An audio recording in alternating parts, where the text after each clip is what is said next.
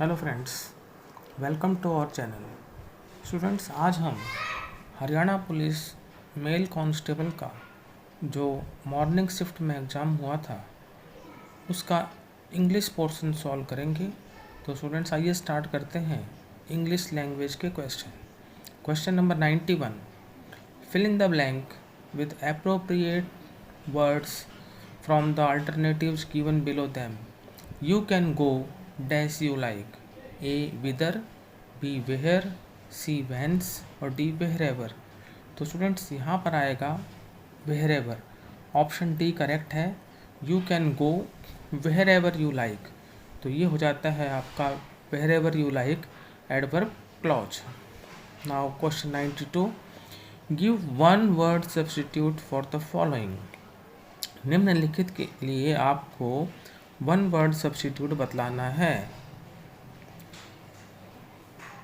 Beyond the power और laws of nature, जो प्रकृति के नियमों या शक्ति के परे हो उसे क्या कहेंगे।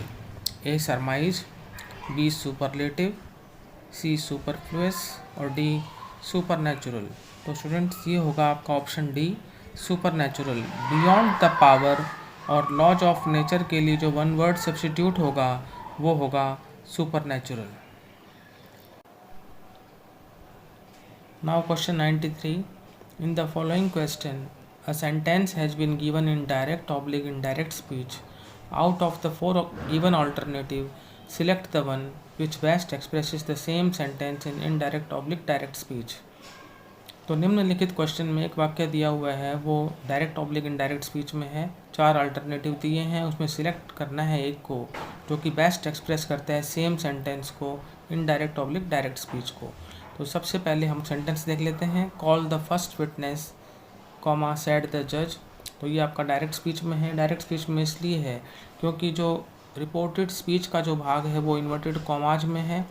तो जब भी इन्वर्टेड कॉमाज में सेंटेंस होता है तो वो डायरेक्ट स्पीच का सेंटेंस होता है।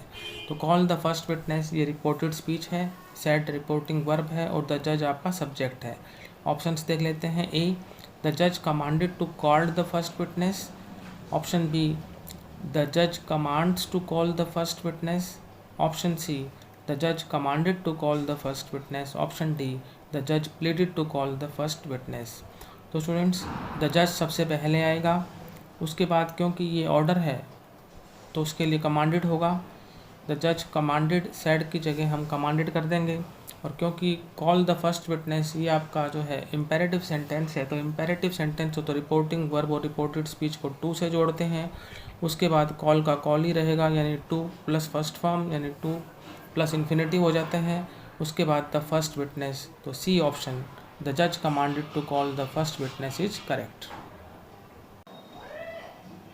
Now question number 94, choose the right synonym of the word given in capital letter from the alternatives given below it. The given word is affliction. We have to find out the synonym of affliction. Synonym का मतलब होता है similar meaning यानी समानार्थक शब्द। A option idolized, B foreign, C ridicule और D distress। तो students, affliction का मतलब होता है पीड़ा में, in pain, तो वो हो जाएगा फिर distress। डी ऑप्शन जो है यहाँ पर राइट है। एफ्लिक्शन का मीनिंग है डिस्ट्रेस, एफ्लिक्शन का synonym distress. D option is correct. Now question 95, fill in the blank with appropriate phrasal verb from the alternatives given below them. हमें ब्लैंक को फिल करना है उचित फ्रेजल वर्ब के साथ जो अल्टरनेटिव्स उसके नीचे दिए गए हैं। ए ऑप्शन पढ़ने से पहले सेंटेंस देख लेते हैं। ही dash his views before the audience. He dash his views before the audience का मतलब होता है उसने ऑडियंस के समक्ष अपने विचार रखे।